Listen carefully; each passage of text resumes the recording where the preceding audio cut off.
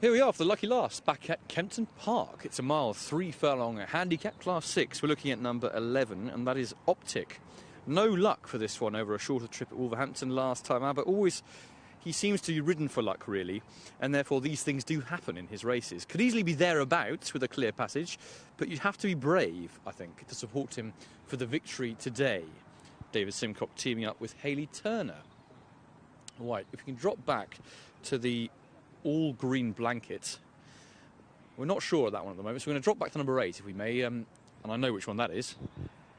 It's Trusty Scout, and that's the market leader for this contest. And you can understand why, because he was a winner of a course and distance 2 starts ago in emphatic fashion, and was hampered at Wolverhampton last time in the home straight. Was never really allowed to get into full stride inside that final furlong. Who knows if he would have won, but he might have got closer. £3 higher than for his win, but he still looks well treated on old form and is clearly a force under these conditions. Behind him, that's number 2. That's Fantizzi. First-time cheek pieces have to make a massive difference here, as she's shown precious little lately and really needs a massive turnaround. Behind her is number 6.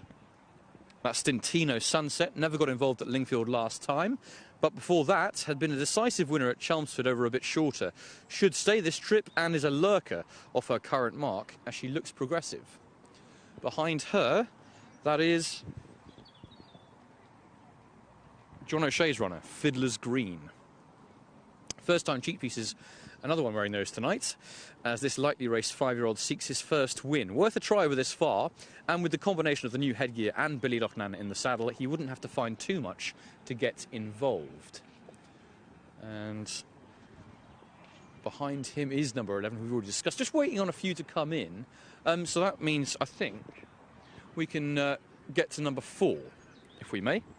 And that's Lemon Ice. A really weird one, this one, because she was quite well supported overnight and this morning into around about 6 to 1, and now she's out to 16 to 1 or thereabouts. It's a very unusual profile she carries for this race. She struggled badly over hurdles in her recent outings for Sean Curran, but was a good second at Down Royal in July 2022 on her penultimate foray on the flat. No real reason why she should win this on current form, but she has been the subject of market support overnight. But that support seems to have dwindled.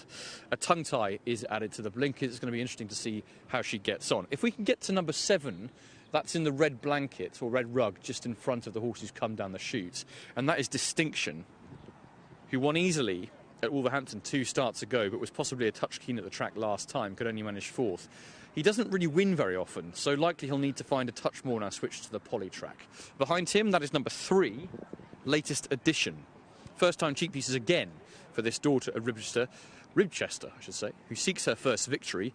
Was a bit too keen last time at Southwell, but ran pretty well for 4th and has claims off the same mark. Could well be one who goes forward in this contest. And the last one is number 10, that is Kayardi, whose only victory came in France in 2021. And although he ran well to be 3rd at Lingfield last time, he probably needs a bit more again to come out on top here. Looking forward to this, the final race on the card here at Kempton.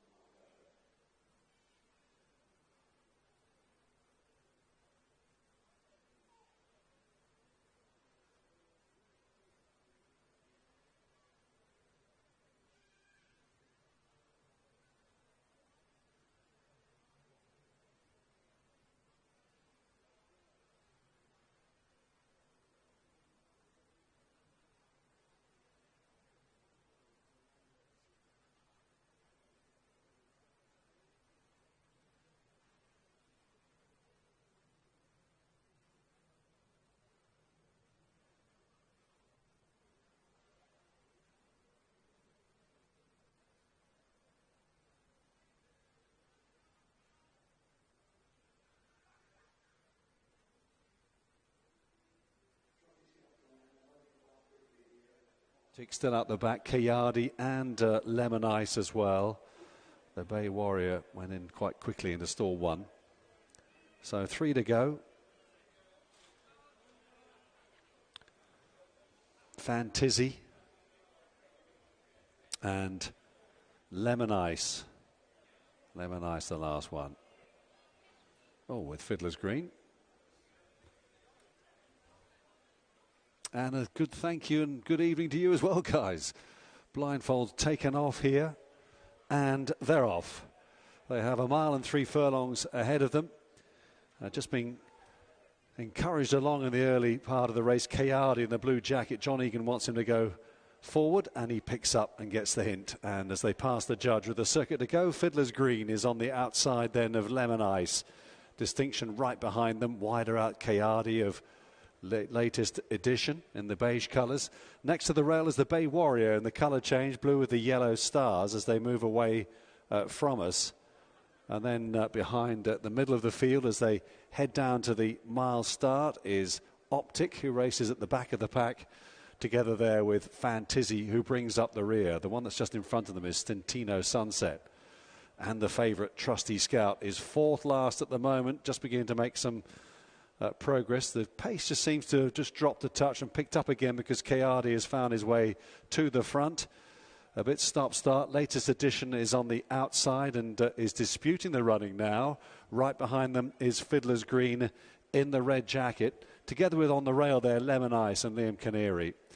And they're followed as they move down the back straight by Distinction in the white colours with the yellow armlets. On the inside of that one is the Bay Warrior, the top weight, Reese Clutterbuck's mount. Still towards the back of the field then is the favourite Trusty Scout, who's still 4th last, and Tino Sunset, the filly, behind. And then Optic just squeezed along briefly. And looking on at the rear is Fantizzi. Down they come down the side of the course. 3.5 furlongs left to cover here. Latest edition.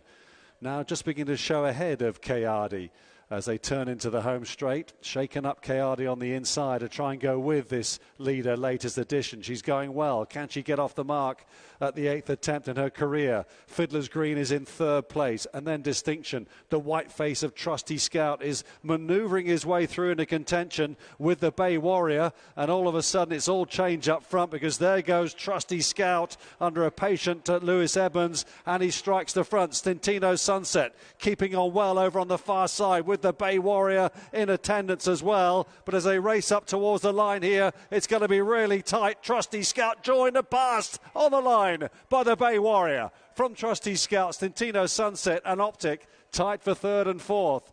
Great ride there by Reese Clutterbuck on the top weight.